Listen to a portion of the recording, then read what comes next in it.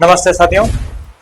रीट पात्रता परीक्षा 2025 को लेकर एक सामान्य प्रश्न जो आपके बीच में बना हुआ है और काफ़ी फ़ोन कॉल्स मुझे आए भी थे और व्हाट्सएप पे भी मैसेज भी आए थे।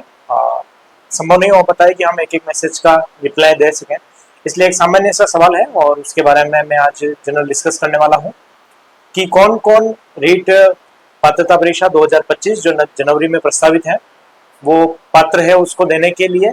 चलिए उसी के बारे में हम बात करते हैं कि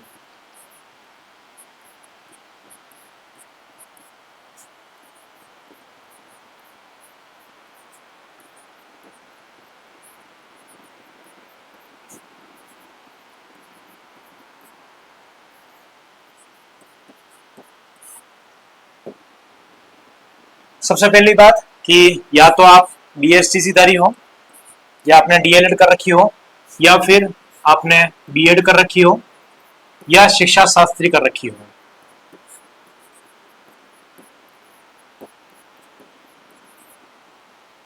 बीए बीएड आपने कोई सा भी कर रखा हो उसमें से, तो वो जो लोग हैं जैसे कि बीएसटीसी हैं वो लेवल 1 का एग्जाम दे सकते हैं और शिक्षा शास्त्री, और इन दोनों की बात करूं मैं बीए बीएड और बीएड की, तो वो लेवल 2 दे सकते हैं। ठीक है। इसके बाद में बात करें कि कौन व्यक्ति है जो इस परीक्षा को दे सकते हैं, तो देखिए अगर आपने बीएसटीसी में या बीए बीएड में, शिक्षा शास्त्र में या बीएड में आपने दाखिला ले चुके हैं तो एनसीटीई की गाइडलाइन ये कहती है कि पहले दिन से ही, जिस दिन से उनका दाखिला हुआ है कॉलेज में, उस दिन से वो व्यक्ति रीट पात्रता परीक्षा देने के लिए तैयार है और उसको सम्मिलित किया जाना चाहिए। लेकिन विभाग द्वारा समय समय पर देखा गया है कि द्वितीय वर्ष के जो अभ्यर्थी थे उनको सम्मिलित किया गया है। तो आप एक बात बिल्कुल क्लियर रखें कि अभी तक जो सेकंड ईयर में होंगे, ठीक है, इसका मतलब फर्स्ट ईयर की आपकी मार्कशीट आ जानी चाहिए। यहीं भी बात करें तो सेकंड ईयर,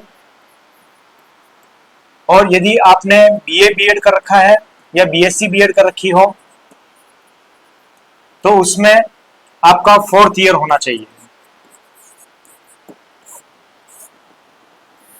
मतलब 3 साल यहाँ पे कंप्लीट हो जाना चाहिए। आप 4th ईयर में रनिंग है तो आप रनिंग में आप फॉर्म भर सकते हैं पात्रता परीक्षा का। जो मुख्य परीक्षा है उसमें तो सीधा प्रावधान है कि आपकी जो मार्कशीट है वो आ जानी चाहिए, उसके बाद आप फॉर्म भर सकते हैं, उसमें अपीलिंग जैसा कोई ऑप्शन नहीं होता। और यहाँ तक अभी तक जिसकी बात करें तो इसमें सेकंड ईयर कंपलसरी है और उसके साथ में यदि आपने पूरा कर लिया है तो कोई दिक्कत की बात ही नहीं है। मैं आपको बता दूं कि 2022 में जो हुआ था, ये पेज मैं अपने टेलीग्राम पे भी डाल दूंगा, आप श्रीमाली सर पे ज्वाइन कर सकते हैं। जैसे कि यहाँ पे कक्षा 1 से 5 प्रथम स्तर, तो इसमें लिखा हुआ है न्यूनतम 50% अंकों के साथ उच्चतर माध्यमिक विद्यालय, यानी कि आप 12th कर चुके हो, उसके साथ में ही शिक्षा शास्त्र में, प्रारंभिक शिक्षा शास्त्र में द्वितीय वर्ष डिप्लोमा में आप उत्तीर्ण कर चुके हो या अंतिम वर्ष में हो, यहाँ पे स्पष्ट तौर से लिखा हुआ है।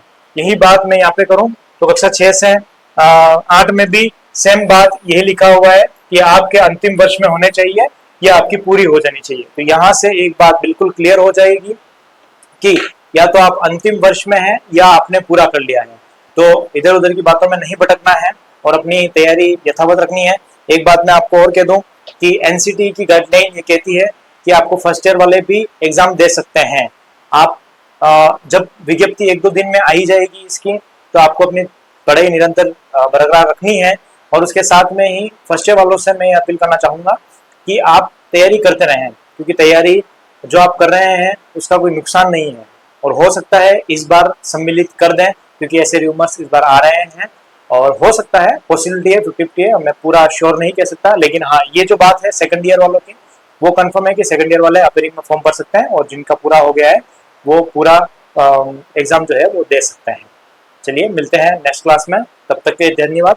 और उसके साथ में ही अगर आपने मेरा वीडियो को पुस्तक सूची और किस तरीके से हमारे स्ट्रेटेजी रहनी चाहिए उसके बारे में नहीं देखा तो आप डिस्क्रिप्शन बॉक्स में आपको डाल दूंगा, वो आप जरूर देखना कि आपको उससे कुछ गाइडेंस मिल सकता है कि हमें जो पात्रता परीक्षा है उसकी तैयारी किस तरीके से शॉर्ट एंड स्वीट तरीके से और स्मार्ट तरीके से हम कर सकते हैं। मिलते हैं बहुत जल्द एक नए वीडियो में, तब तक के लिए धन्यवाद।